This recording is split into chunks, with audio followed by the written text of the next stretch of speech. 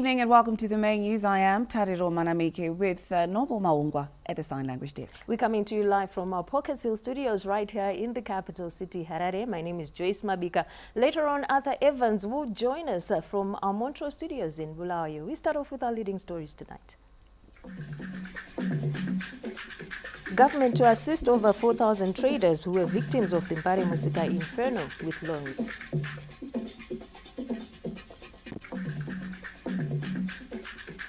And in business, manufacturing sector dominates capacity utilization in the second quarter of the year. And in sport, Zimbabwean golfers hope to use home ground to their advantage in their quest to challenge for honours at the All Africa Golf Championships. And now we take a look at the leading story tonight. Vice President Kembo Mohadi has been impressed by the quality of exhibitions at the 60th Venice Biennale art exhibition in Italy, saying Zimbabwe must replicate the exhibition back home as a way of promoting cultural tourism. The Zimbabwe delegation at the 60th Venice Biennale International Art Exhibition, led by Vice President Kembo Mohadi, toured the main showcase in Venice, where various art exhibitions are on display. Some of the exhibitions included those from Doreen Swanda, Josiah Manzi representing Tengenenge, Gillian Rosselli, Troy Makaza, Sekai Machache, Victor Nyakauru, Kombo Chafika, among others. Vice President Mohadi said Zimbabwe needs to replicate such kind of exhibitions to attract visitors from other countries as well as locals to see value of art. We need to take it higher than that. Maybe next time the minister and her team will definitely be in a position to have an exhibition of this kind back home. So I'm saying,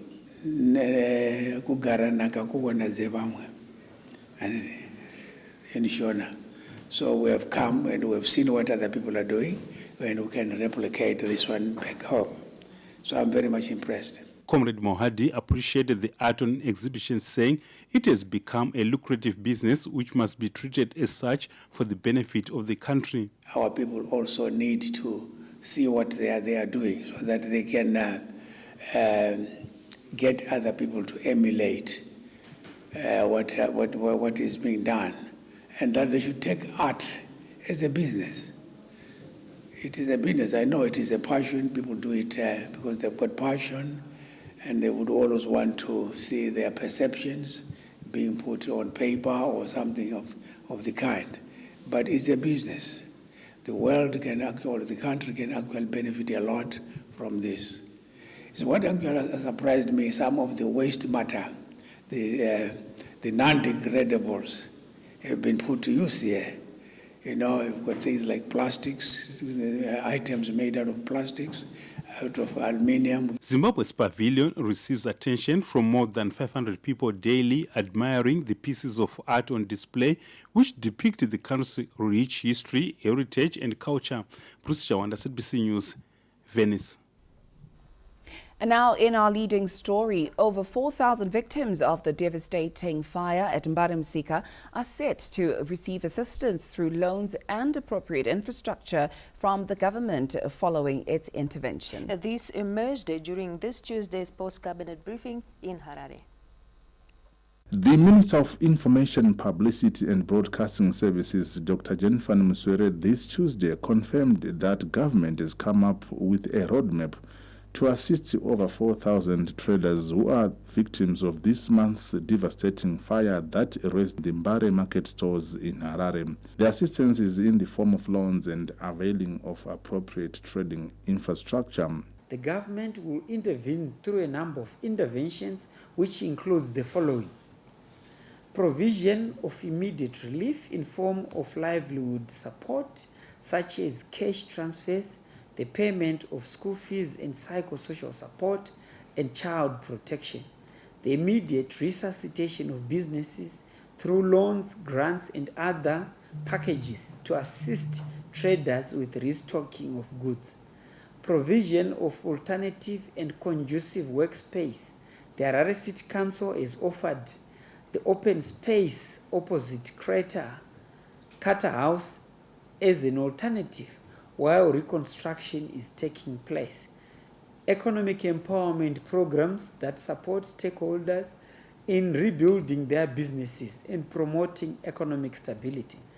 Availing a resilience fund for SMEs and upgrading market infrastructure to the utilization of 2 or 3 story buildings and enhancing emergency response systems to prevent future fire disasters. The government has also cushioned over 28,000 recipients from food shortages in urban areas through cash disbursements as part of its food deficit mitigation program in view of the El Nino-induced drought. The distribution of funds to beneficiaries with correct details has since commenced under the Urban Cash for Cereal program, and a total of 28,726 beneficiaries have been reached with cash disbursements as at the 28th of October 2024.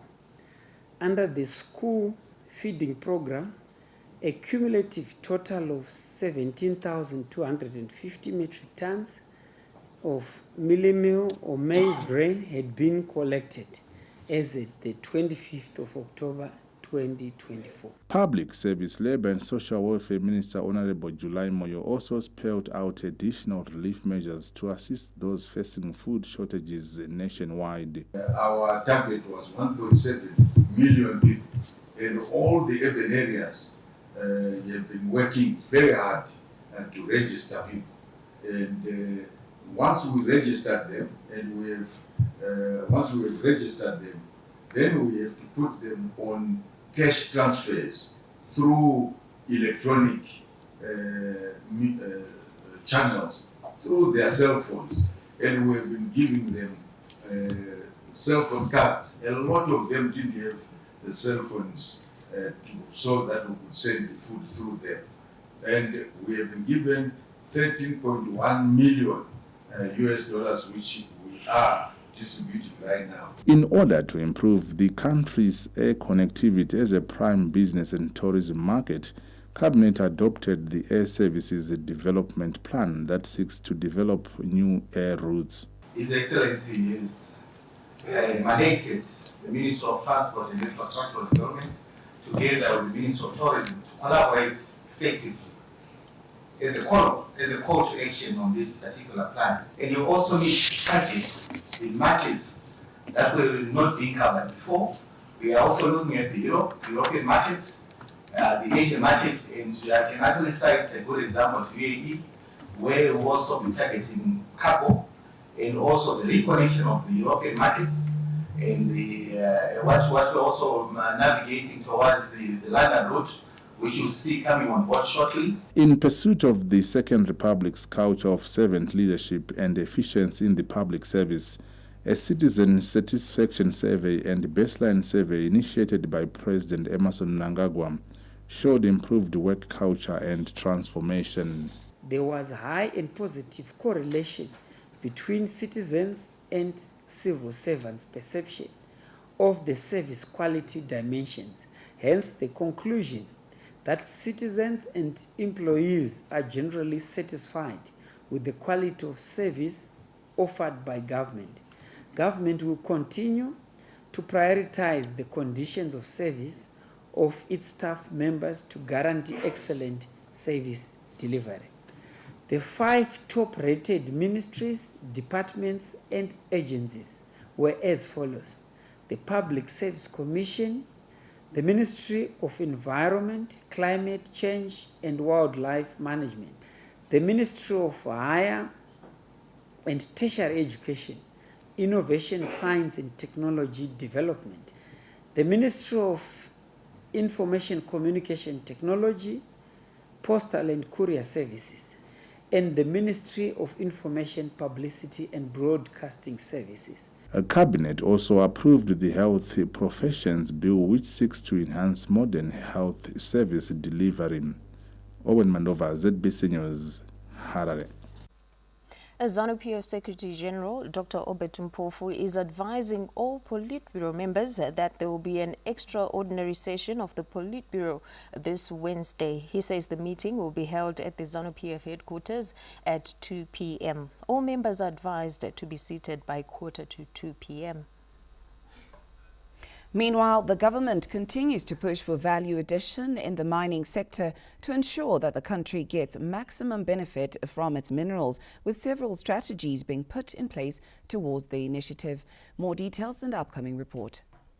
Zimbabwe's mining sector is key in the overall performance of the country's economy, given its current high contribution to the gross domestic product, GDP. While significant gains have been made in the sector, more stands to be attained if the country fully taps into value addition of the minerals before they are exported.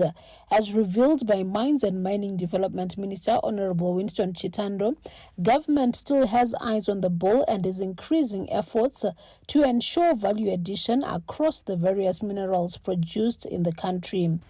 Let's just talk about value addition.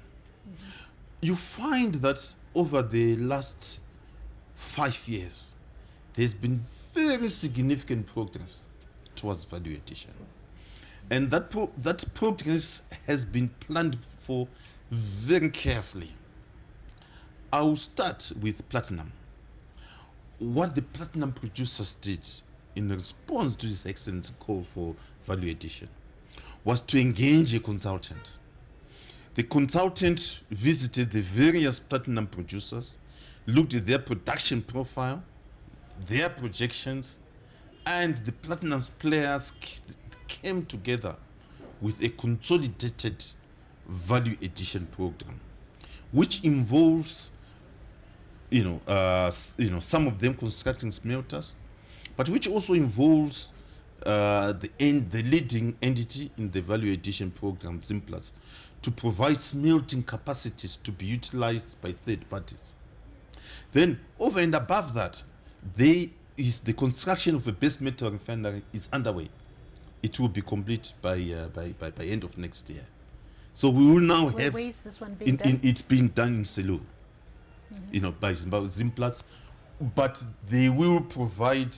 The feed will come from the other platinum producers. So we will have a base metal refinery constructed in Selu.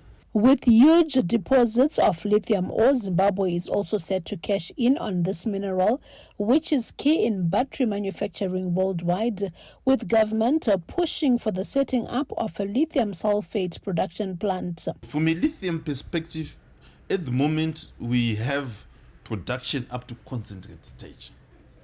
And the next stage of value addition is up to lithium sulfate stage. And we have agreed with the lithium producers. They've all agreed that we are now moving towards lithium sulfate.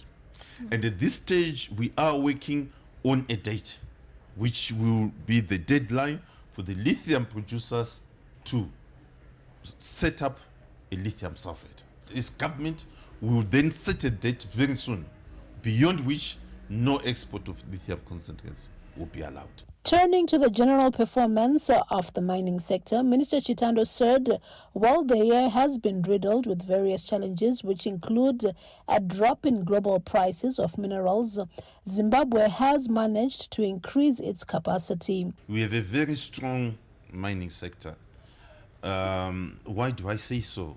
Many countries, they've experienced the shutdown of several mines, the shrinkage of the mining sector.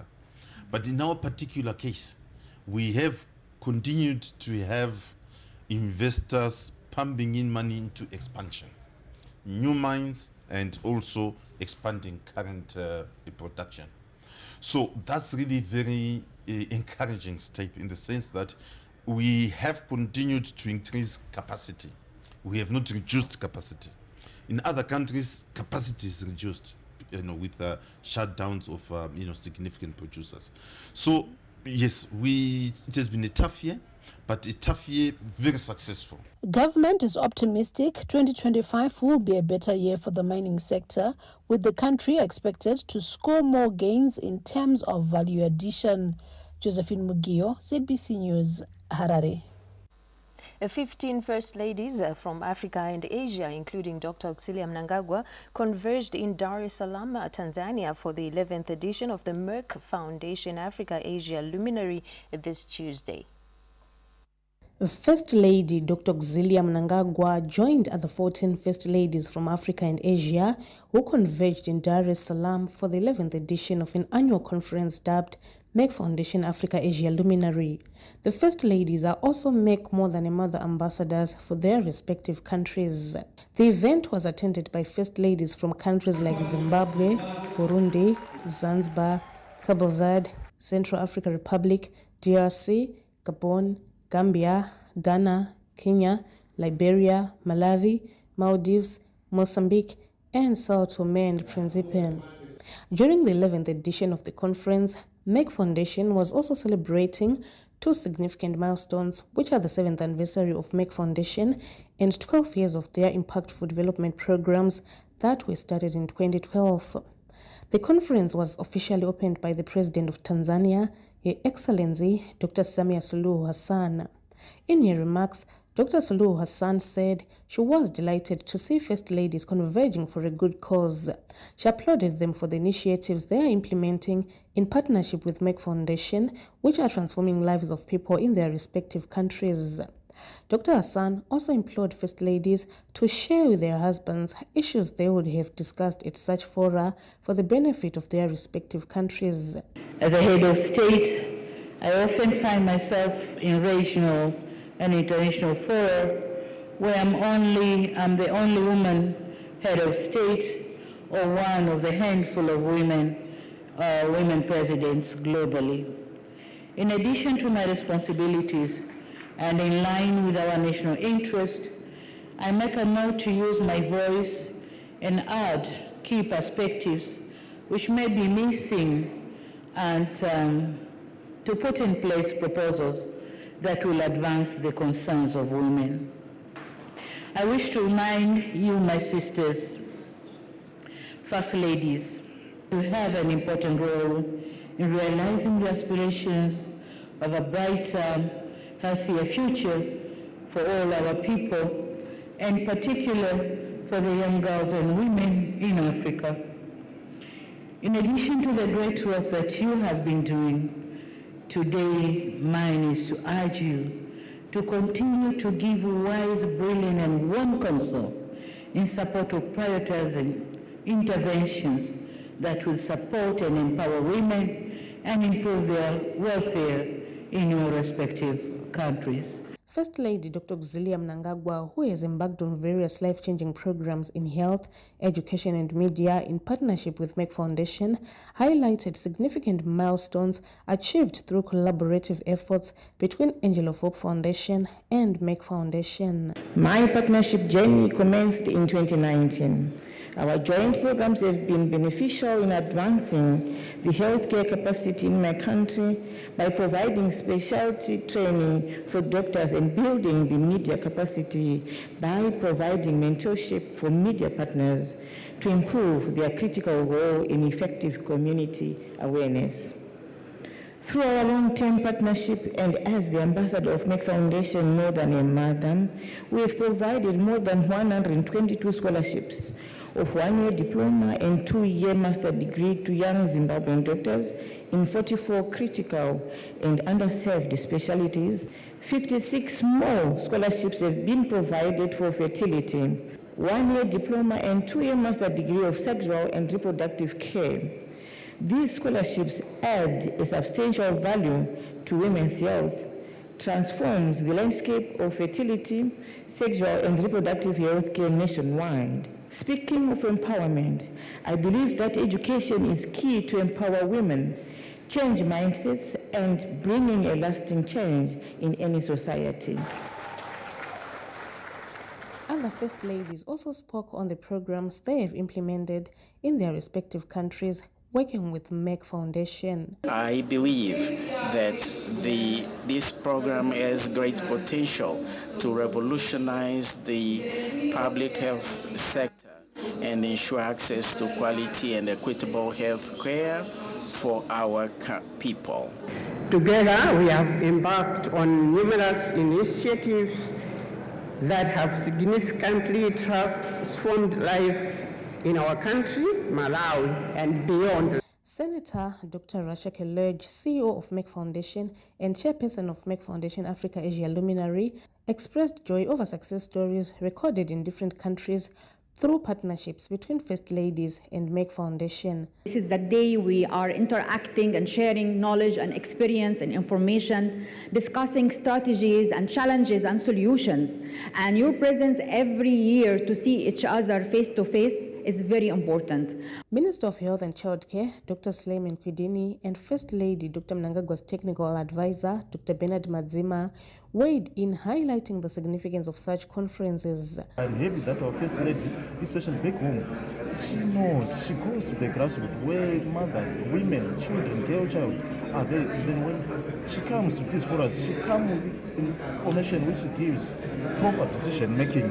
The interventions which are talked of at this level are the ones which Her Excellency has now taken back home to Zimbabwe, and she implements them as she goes into the communities implementing her programs. Professor Frank Stangenberg, chairman of MEC Foundation Board of Trustees, underscored the importance of good health in economic development, pledging MEC Foundation's commitment to continue working with the First Ladies in addressing health challenges being faced in their countries. MEC Foundation has to date provided more than 1,700 scholarships to young doctors from 50 countries in 42 critical and underserved specialties.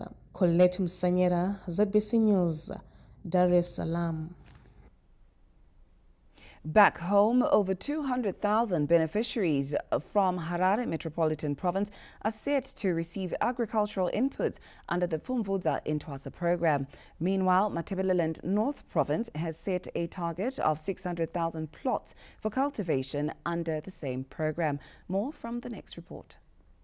Beneficiaries who received inputs in Epworth this Tuesday during Harare's provincial Pfumvudza Intwasa distribution program for the 2024 to 2025 summer cropping season have lauded government for the timely intervention. Ticharima mbeu takafara nekuti tanga takatesana nenzara. Kutenda nekuti pakwa maita mbeu tiri kutarisira magutwa. Kukohwa ndichakohwa nzara yapera. Ndakulimira azukuru netuzukuru twakakumba unenge ochiti hayi ezvinezvi ndikatuti for amunda hayi wakati kuja chigutakawo tikunzwa kufara zvekuti dai mvura yatokasika kutonaya tigorima nyika yedu igute. Harare Metropolitan Minister of State for Provincial Affairs and Devolution, Senator Charles Tavengwa, revealed the inputs will be distributed at ward level. Tiri kutarisa kuti kune vanhu about 200,000 vachabenefita from this program. Atiri munhu anofa nenzara sezvakataurwa naHis Excellency. Toda kuti imba yese inge ine maguta. Epworth South legislator Honorable Onambofana hailed the Pfumvudza Intwasa program. Chirongwa chepfumvudza chakakoshera kunyika yeZimbabwe kuti kana une nzvimbo diki uye mvura ikasanatsa kunaya unokuwana kohora rakakwana, because the small place unenge unayo iyoyo unokwanisa kuimanager uye kana chakuda kusvika chikashaya mvura unokwanisa kuidiridzira. With a favorable weather forecast of normal to above normal rainfall for the 2024 to 2025 summer cropping season, farmers have high expectations of a bumper harvest. With farming preparations now in full swing, Matabeleland North Province is not leaving anything to chance. Government is assisting farmers by providing inputs and technical support to ensure readiness for the Intwasa Pfumvudza program. As a government, we will continue supporting our farmers ngazo zonke indlela. Namhlanje siyenza ilaunch yethu, senza ilaunch njalo sinika njalo abadala ama-inputs asebegebhile ama-plots abo angu-5 ukuze sibakhuthaze ukuthi balime ngohlelo lukahulumende oluyintwasa oyimfumvudza program. I-target yethu sikhangelele i-600,000 plots ku-province eMat North, and so far we have done close to 53%. The program also involves working with farmers from the land preparation stage till harvesting of the crops. Thanda ukuzehlisa kuhulumende ngiyabonga into enhle kangaka senzele yona ukusebenza lathi kusebenza nzima sokuyasibonisa ukuthi kulempumelelo ngelinye ilanga. Government expects farmers to produce not only for household consumption, but also for delivery to the Grain Marketing Board.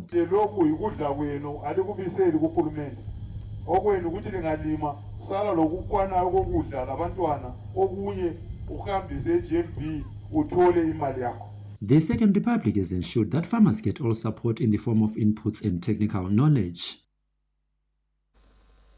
The Agricultural and Rural Development Authority had a transformation drive to ensure food security is thriving, with the parastatal surpassing its initial target of 500,000 metric tons of grain.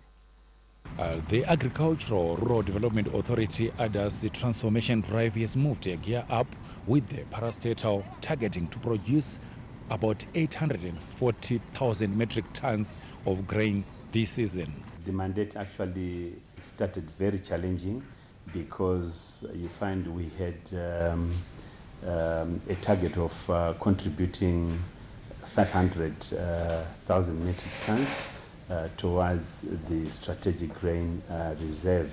And also you find that we're supposed to take over all the irrigation schemes and transform them into business units.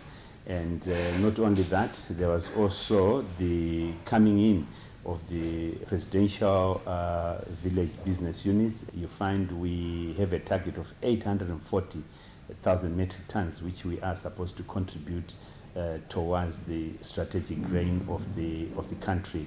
And that program, we are not going to work on it alone. We are working with the commercial farmers, where we are going to have some joint ventures. Since taking over ADA, the Ivan Craig-led team has taken a holistic approach to rehabilitate over 400 irrigation projects, which are now producing wheat and maize for the National Grain Reserve. Under the ongoing whole-of-government approach to set up 35,000 rural business units, ADA is playing a critical role in establishing income-generating agricultural projects. With over 88,000 hectares of arable land at its disposal, ADA has the potential to produce enough grain to feed the nation and ensure that the country regain its status as the breadbasket of Southern Africa. Tendai Munengwa, ZBC News, Harare. The inaugural Climate and Health Africa Conference kicked off in Harare this Tuesday, marking a pivotal moment in Africa's fight against the devastating health consequences of climate change.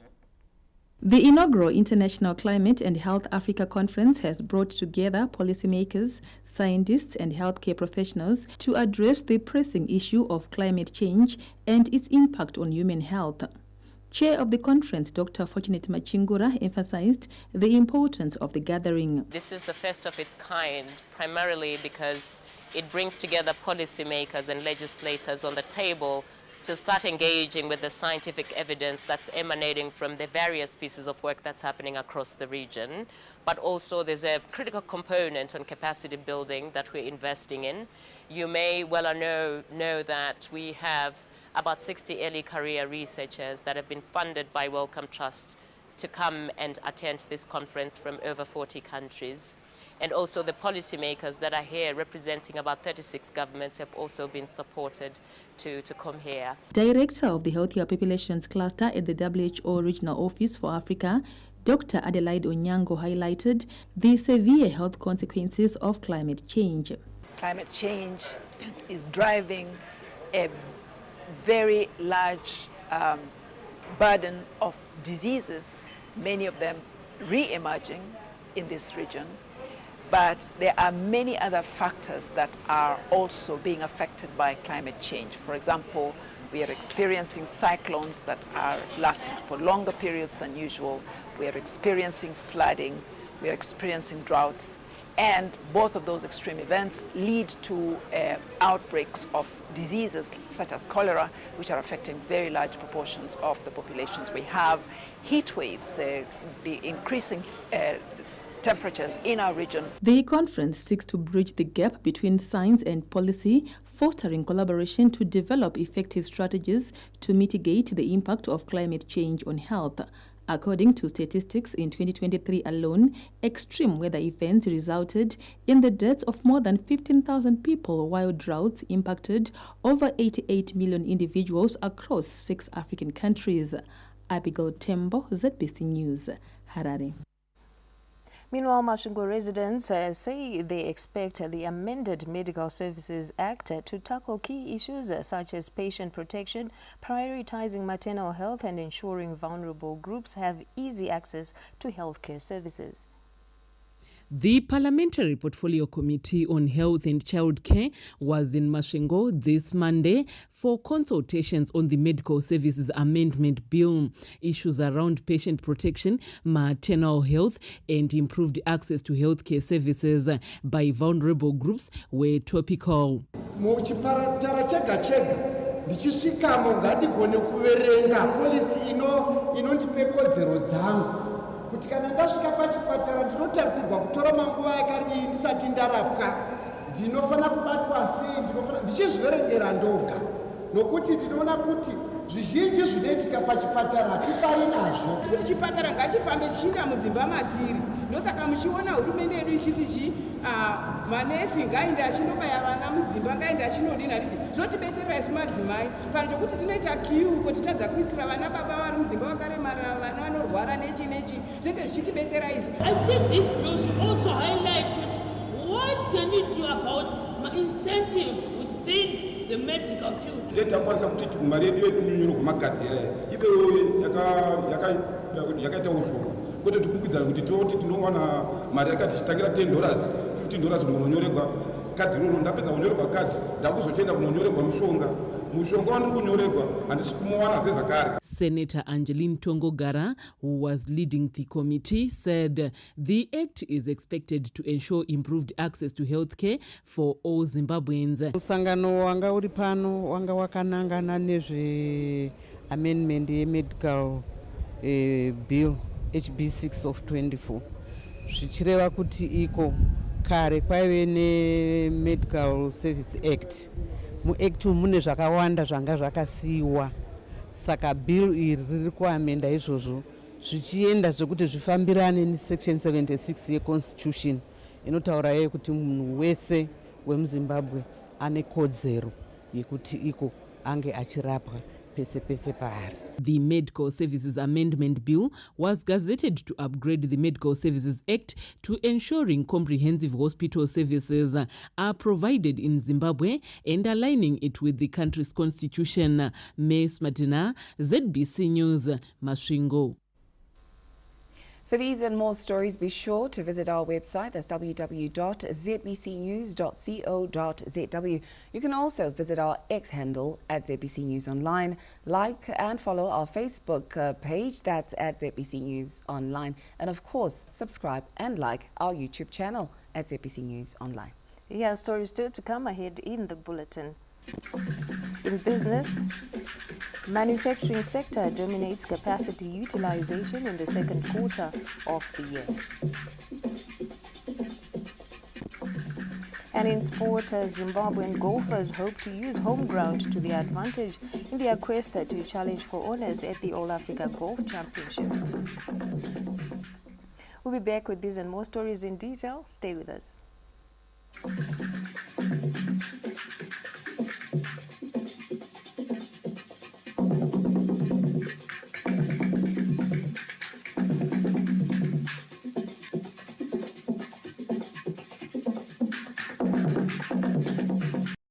College life, freedom, friends, fun, until your stomach starts rumbling in the middle of a lecture because you are hungry and your classmates laugh.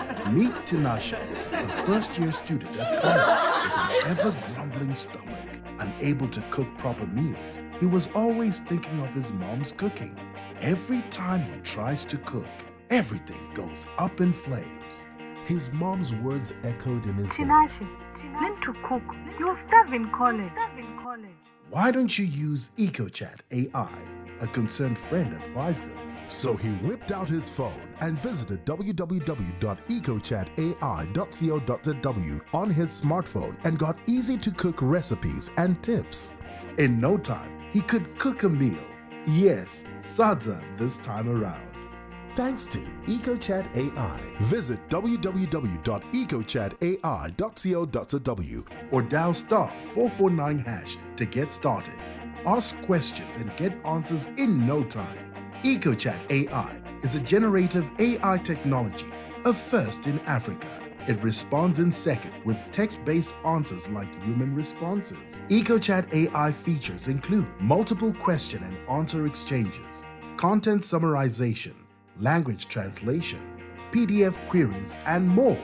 Whatever the situation, whatever you need to know, EcoChat AI is brains on speed dial. Explore, learn, achieve, and rise with EcoChat AI today. EcoChat AI, brains on speed dial. Powered by Cassava AI. Econet Wireless, inspired to change your world. Mark your calendars for the second annual Shared Value Awards on Thursday, November 7th, 2024 at the prestigious Cresta Lodge, Harare, packing the day with inspiring content. Join us for the exclusive award ceremony starting at 6 p.m. until 9 p.m. This gala event celebrates and recognizes companies that have championed shared value. For more information and to register, visit our website www.icsafricagroup.com. Join us for the Zimbabwe Broadcasting Corporation's annual golf tournament on November 8, 2024 at the Royal Harare Golf Course. This event celebrates partnerships and excellence, offering a day of great golf and valuable networking. Whether you're a seasoned golfer or a novice, this is your chance to showcase your skills and have fun. Don't miss out. Mark your calendars. For sponsorship opportunities and bookings, don't hesitate to get in touch with Claris on 0712-842-138. See you on the greens.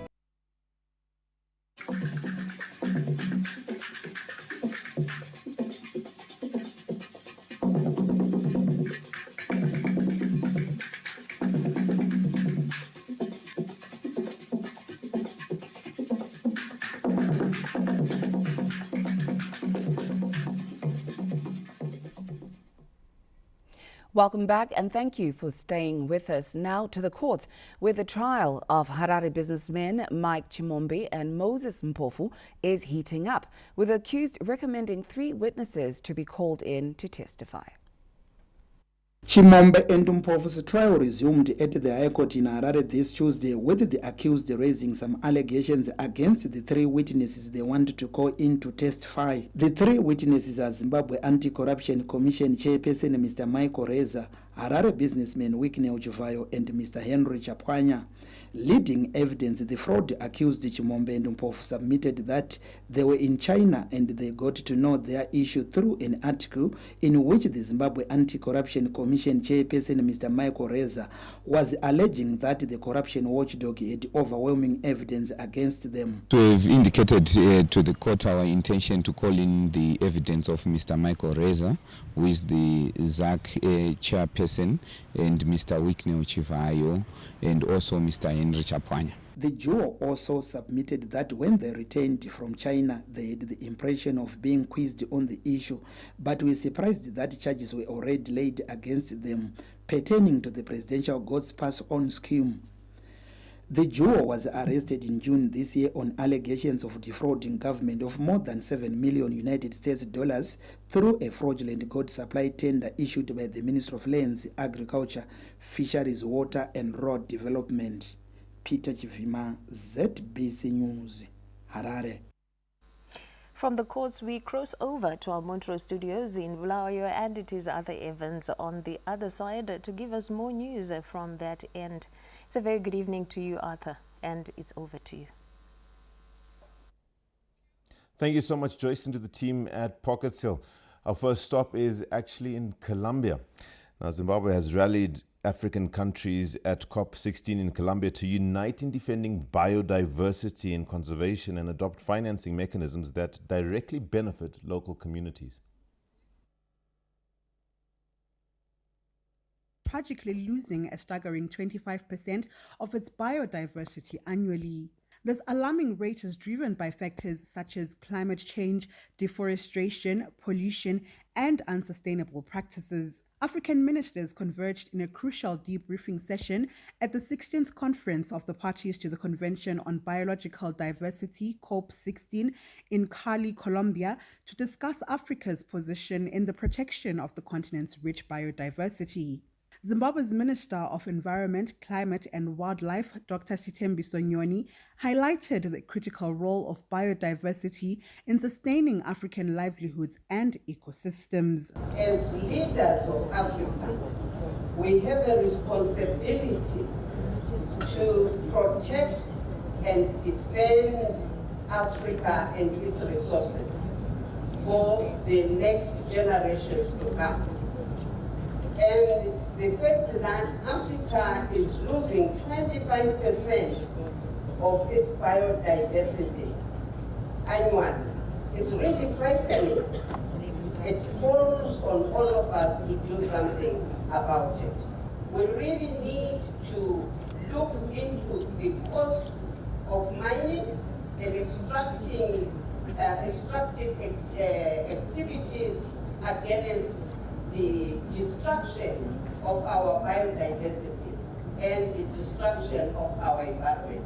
While debt for nature swaps can potentially alleviate debt burdens and fund conservation efforts, the minister cautioned against approaches that may displace local communities and undermine their livelihoods. When we talk about debt for nature swap, I get shivers in my throat to say, really, can we, should we? What are we talking about? Now, Africa's resources or nature is all we have. If we then swap that for debt, what will some of the communities be left with? The framework's ambitious targets, including halting biodiversity loss and restoring ecosystems, are crucial for achieving the African Union's Agenda 2063, which envisions a prosperous and sustainable Africa. Positive news for Zimbabwean school children in certain areas, as teachers' unions and associations in Zimbabwe have praised government for reinstating the school feeding program that is helping keep students in classrooms. Speaking on the sidelines of the 2024 National Association of Primary Heads Conference in Victoria Falls on Tuesday, education stakeholders told ZBC News that the school feeding program is especially vital for rural students who often travel long distances to school. The program is in place. It is helping a lot in terms of attendance, increasing enrollment. Children who are not coming to school are now coming to school, because they know they have something to eat. The government must be commended. You can see that the nation is going through a terrible drought that reminds us of the years of 1992. And without any school feeding, indeed the schools could be affected. When learners are fed at school, what we have seen is they are motivated. We have seen their attention in classes improves. We have seen an improvement in terms of attendance. There are also calls for the program to be extended to secondary schools. Zimbabwe is a signatory of the Schools Meals Coalition and is committed to providing at least one hot meal per day to every child, from early childhood development to sixth form. Tichaona Kurewa, ZBC News, Victoria Falls. Collaborative efforts between mining companies, artisanal miners and mining communities have been cited as key towards sustainable mining activities that benefit communities and the economy at large. The 13th edition of the Zimbabwe Alternative Mining Indaba Zami, which kicked off in Bulawayo this Tuesday, has seen stakeholders discussing ways communities can benefit more from the vast mineral deposits in the country.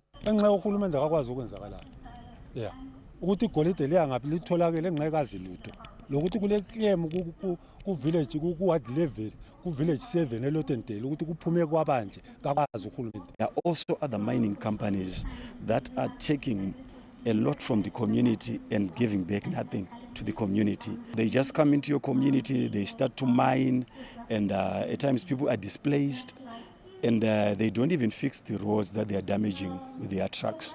Responding to this call, small to medium-scale miners spoke on the importance of safe and sustainable mining practices. Very small and artisanal mining kuti vabatsire pakuchengetedza environment yedu, vabatsire kana tichimaina kuchengetedza kureduce angati mamining accidents, vabatsire zvekare kuchengetedza utano kuvashandi vedu, zvekare kune vanoshanda kana kuti vari munharaunda yatinenge tichimaina.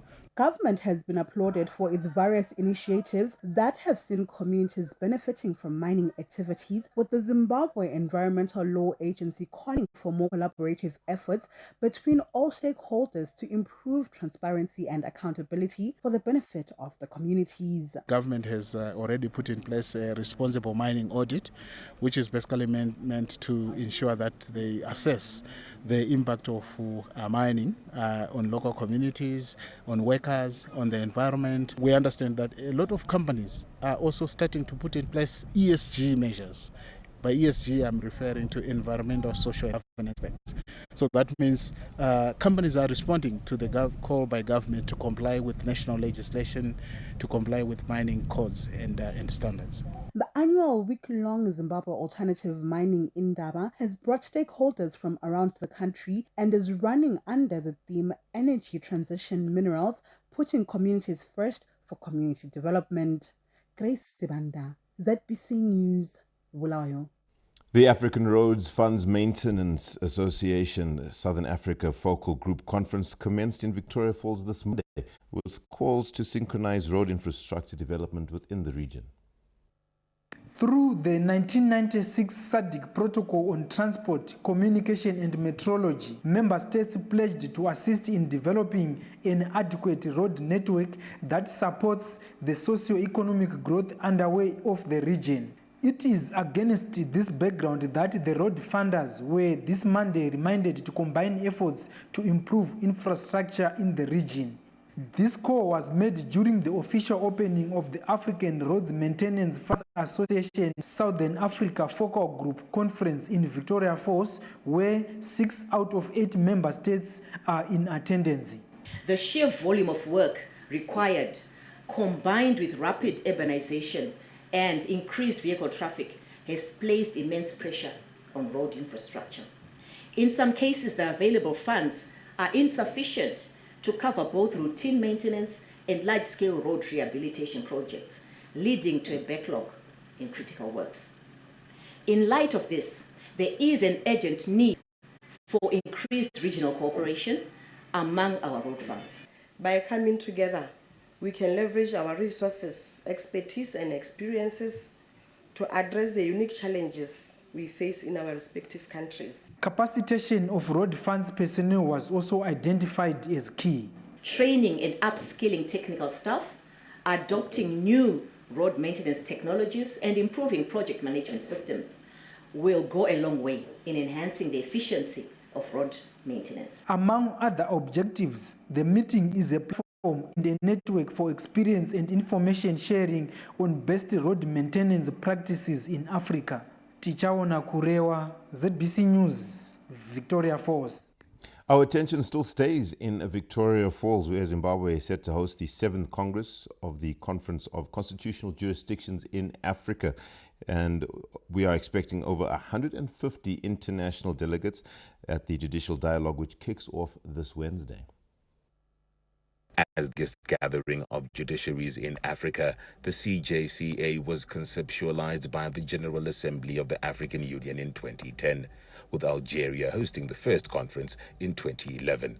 This is the 7th edition of the Congress, which is held biannually to foster collaborative knowledge exchanges on the continent. Zimbabwe has had the honor to host the conference this year in 2024, and it's being held from the 30th of October to the 3rd of November 2024 in Victoria Falls. So we're expecting around 45 countries from the African region. We are also expecting our friends who are called observer countries. We expect Iraq, we're expecting Austria, we are also expecting Russia. They are also the chief justices and presidents of the Constitutional Court, sorry, together with Turkey. They are participating as observer countries during the conference. Various issues that relate to current judicial frameworks in Africa have been tabled for discussion. The significance of the conference is the engagement amongst the top judicial leaders of Africa on issues of constitutionalism, the rule of law, the protection of fundamental human rights, and the enhancements of constitutional democracies in the African country. The conference will also provide opportunities for knowledge sharing and capacity building among African judiciaries. Farai Gwaze, ZBC News, Harare. I am Arthur C. Evans for the Montrose News Desk. We'll be back with more news on the other side of the break. Stay with us.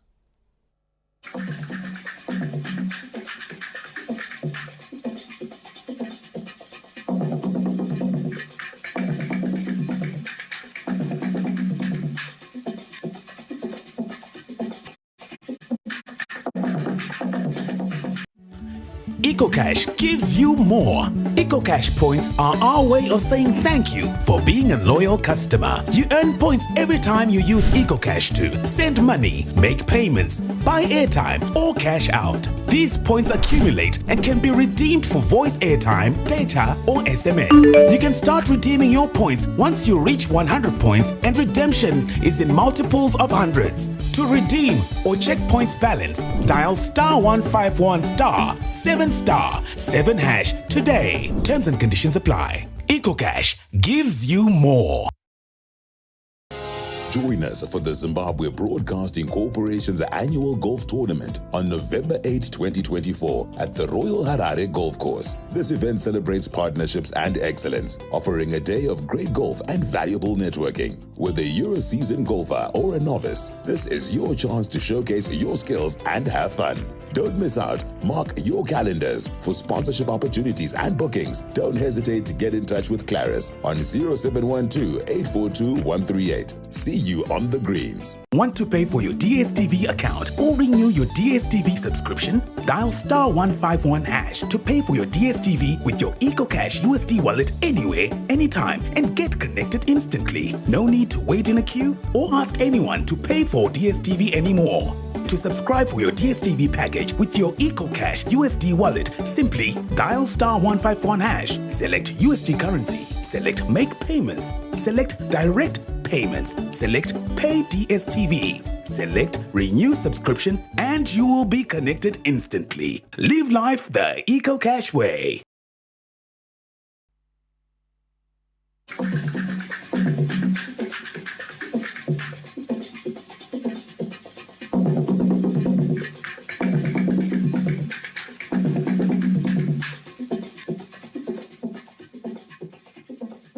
Welcome back. You are still watching the main news. In the next report, President Emmerson Mnangagwa has been applauded for his visionary leadership, and that has seen him steering the country's economic growth in the face of economic sanctions.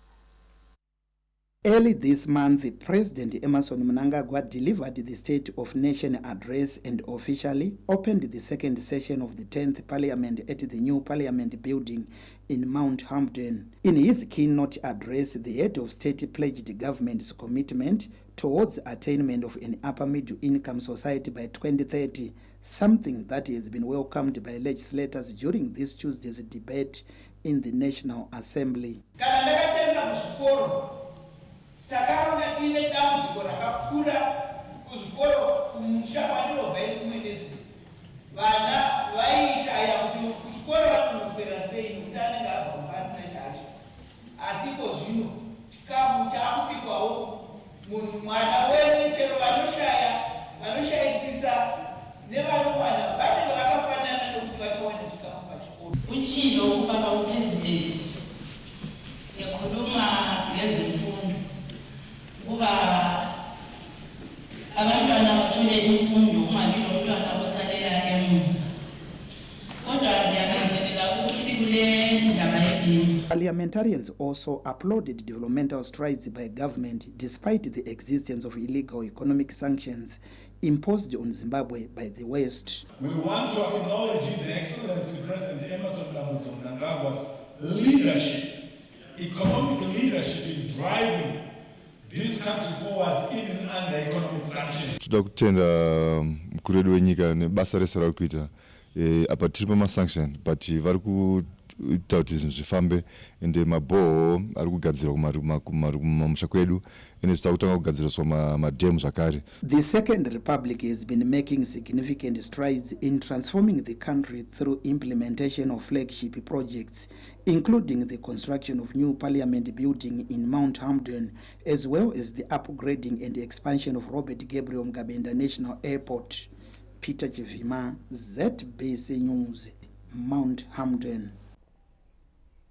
Zimbabwe and Turkey have reaffirmed their commitment to working together for the betterment of the ties between the two countries. This comes as the Turkish embassy in Harare commemorated the country's National Day. On the 29th of October, Turkey celebrates the proclamation of the Republic of Turkey, which was done in 1923. The country's embassy in Harare this Tuesday marked the day with ambassadors from a number of countries designated to Zimbabwe attending the event. Turkey Ambassador to Zimbabwe, Her Excellency Bena Versteden, said the growing relations between Turkey and Zimbabwe have come with immense benefits. The modern Turkish Republic is a result of the War of Independence led by Mustafa Kemal Atatürk. Having fought himself at various fronts during World War I, he witnessed the horrible consequences of war firsthand and chose to make peace with former adversaries. What we celebrate today is the rebirth of our nation, to become a republic based on democracy and equality. I'm glad to report that our relationship with Zimbabwe is deepening. This is underlined by the growing number of high-level visits. The Minister of Foreign Affairs and International Trade, Professor Amon Murugira, who was represented by the acting head of Europe and the Americas, Mr. Charles Chishiri, said Zimbabwe is working to ensure the outstanding agreements that seek to foster cooperation are signed. I wish to assure you of Zimbabwe's readiness to work with Turkey to finalize the outstanding various draft agreements and memoranda of understanding, some of which you have made reference to, in order to increase trade and unlock business opportunities between our two countries. We applaud the negotiations that have so far taken place between the Turkish Revenue Administration and the Zimbabwean Ministry of Finance, Economic Development and Investment Promotion on the finalization of the agreement on the elimination of double taxation. The two countries have also condemned the ongoing war in Gaza. Josephine Mugio, ZBC News, Harare. Beyond our country's borders, Israel's onslaught on southern Lebanon has continued despite international calls to de-escalate the situation. Lebanese paramilitary group Hezbollah has responded by launching rockets in Israel and also repelled an Israeli commando attempting to infiltrate Al-Taibeh. According to Gaza-based health authorities, the death toll has surpassed 43,000, while over 101,000 others have been wounded during the ongoing Israeli attacks on the enclave. Meanwhile, world leaders have denounced Israel's ban on the United Nations Relief and Works Agency for Palestine refugees, calling it illegal. The agency was given a mandate by the UN General Assembly to serve Palestinians uprooted by Israel. And now in business, the manufacturing sector is dominating capacity utilization, which rose to over 60% in the second quarter of this year as Zimbabwe steps up efforts to reduce the input bill for groceries. A business tendency survey shows that despite a combination of production constraints, the manufacturing sector is showcasing resilience as capacity utilization in the 3 months to June rose to over 60% from 40% the previous quarter. The trend, which is however being dominated by large industries benefiting from the massive new machinery and planned investments, further reduced the import bill for groceries or food-related commodities.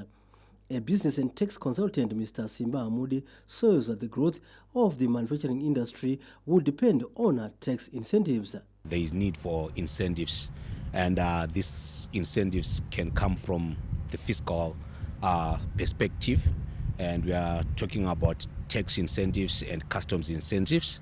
Number one, they can be granted rebates to then import capital equipment that can help them in the manufacturing industry. Customer Experience Association of Zimbabwe Chief Executive Officer Dr. Rhinos Mausa notes that interventions to facilitate smooth power supplies, stabilize the exchange rate and interest rates are important in consolidating gains within the sector. We have seen capacity utilization. Last year it was just slightly above 50%, and this year I'm sure we're going to see capacity utilization increasing a bit. This is despite the challenges that have been experienced in the manufacturing sector to do with the power cuts because of the drought and other factors. The survey shows that confidence in the manufacturing sector is being driven by the beverages sector, bakeries, cooking oil firms, agro-processing and millers, among others. Stanley James, ZBC News, Harare.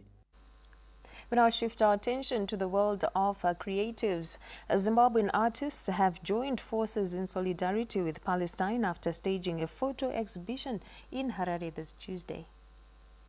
Capturing the destruction of infrastructure, including hospitals, and the stories of women and children suffering in the face of the raging genocide in Palestine, the visual art exhibition held in Harare was a chance for local artists to condemn the ongoing genocide in Palestine. We participated in the exhibition, the photo exhibition. We just in solidarity with the Palestinians, with the Gaza, against the wars, against the atrocities being done to the Palestinians. As an artist, we have just shown our remorse on them. This exhibition organized with some of the artists here in Zimbabwe. The meaning and the message of this exhibition, it's a solidarity with people, innocent people that have been killed, and the other people, all the people in Gaza and Lebanon. Palestine's ambassador to Zimbabwe, His Excellency Tama Al-Masri, condemned the attacks on his motherland, commending global forces for standing for the end of the attack by Israel. This genocide finished its first year, and now we are in the second year. Until now, we lost 43 and 300 martyrs. A third of them are women. More than 17,000 children who were killed. And in this occasion, I want to thank our people in Zimbabwe for their clear solidarity with the Palestinian people. I want to thank the government of Zimbabwe. I want to thank the leadership of Zimbabwe, led by His Excellency Comrade E.D., for his principles. The exhibition, featuring local artists in partnership with the Cultural Council of the Embassy of Iran, is part of Zimbabwe and other countries calling for a ceasefire on attacks on the Gaza Strip. Patience Nyagato, ZBC News, Harare. On that note, we take a short break, but when we come back, Lawrence Trusida will give us the sports.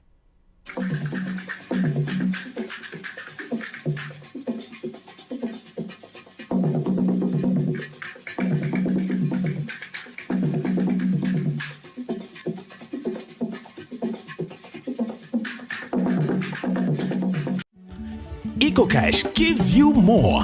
EcoCash points are our way of saying thank you for being a loyal customer. You earn points every time you use EcoCash to send money, make payments, buy airtime, or cash out. These points accumulate and can be redeemed for voice airtime, data, or SMS. You can start redeeming your points once you reach 100 points, and redemption is in multiples of hundreds. To redeem or check points balance, dial *151 *7 hash today. Terms and conditions apply. EcoCash gives you more. Shark on the line. He took my fish. You guys, did you see that? I just was like, what? I really want you to find someone nice who would mean the world to you and make you so happy. Bernardo Silva, Stones, Foden, a little bit of time. Oh, what a shot! What a goal! What a player!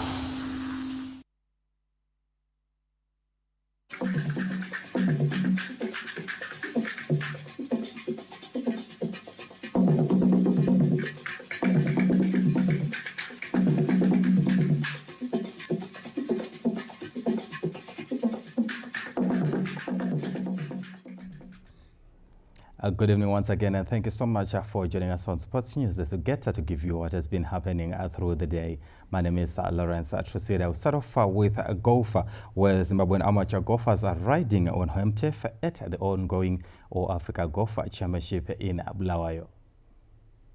Zimbabwean golfers are hoping to ride on home advantage in their quest to challenge for honours at the All Africa Golf Championships. Familiar with the Bulawayo Golf Club, Zimbabwean captain Michael Wallace is walking with a spring in his step. I think we prepared really well. We've been here for about a week, just checking out the course and seeing what we can do to improve our game here. Obviously having a home advantage, so it feels really good as a team. Being the team captain, I'm really confident in my players, and I think we'll pull through this week. Speaking on the sidelines of the official opening ceremony, Africa Golf Confederation President Johnson Omolo said the tournament, which is a signature end to the 2024 amateur golf calendar, is the best platform to develop the sport. The Golf Confederation is happy to host the AATC 2024 in conjunction with Zimbabwe Golf Association at Bulawayo Golf Club. This is our signature event. This is our most premium event that is held biannually, and it also marks the end of our calendar events for 2024. The All Africa Golf Championships will run up to this Friday with 11 countries gunning for glory. Mthokozi Dube, ZBC News, Bulawayo. Moving on to football news now, the Mighty have crashed out of the COSAFA Women's Championship after Mozambique drew 1-0 with Lesotho to claim the sole ticket from the Group D. Zimbabwe were hoping for a Lesotho win to have a chance of progressing to the knockout stage of this year's championship. However, it was not to be, as Mozambique scored a late equalizer to secure a crucial point and claim a top position in Group D with 4 points. Zimbabwe finished second with 3 points, while Lesotho anchored the table with 1. Sitetele Lusibanda's Chargers began the tournament slowly, falling 1-0 to Mozambique before bouncing strongly with a 3-0 victory over Lesotho. Mozambique will now face 7-time champion South Africa in the first semi-final match, while defending champions Malawi take on former champions Zambia. Defending champions Malawi and 7-time winners South Africa are favourites to reach the final, but Mozambique and Zambia will look to upset the contenders. Anash Mrombedzi, ZBC News, Harare. That's all we managed to have for you in Sports News this evening. We now give you the weather update.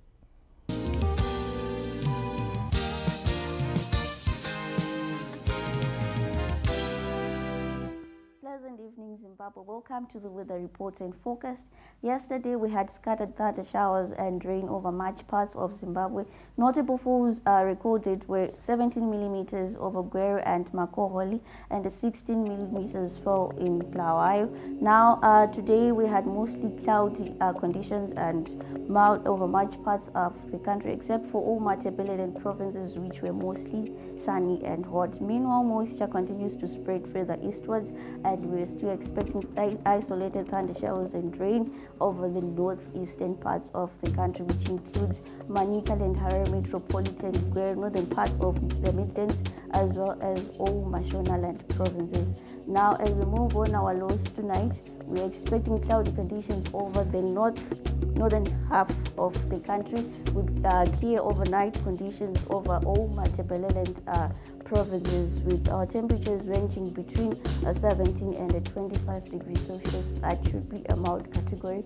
Now, for maximums tomorrow, we're expecting warm conditions over much parts of the country, mostly sunny over much parts of Zimbabwe, and cloudy conditions to the northeastern part of the country. Isolated thunder showers cannot be ruled out in those areas.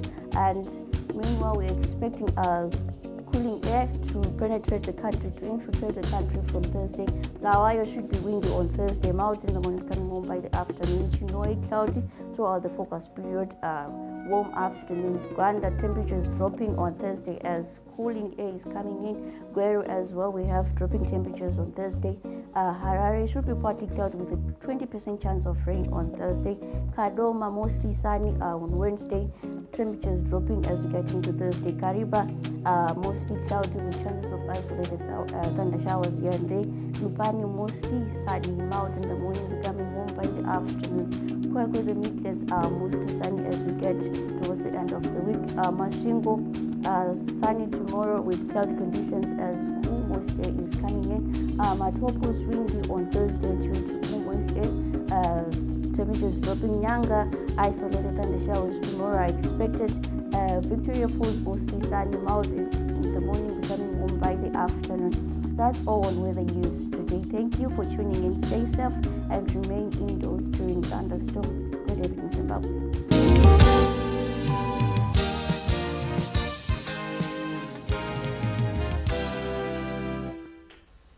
And that brings us to the end of tonight's news bulletin. Thank you for watching. From all of us here, it is good night.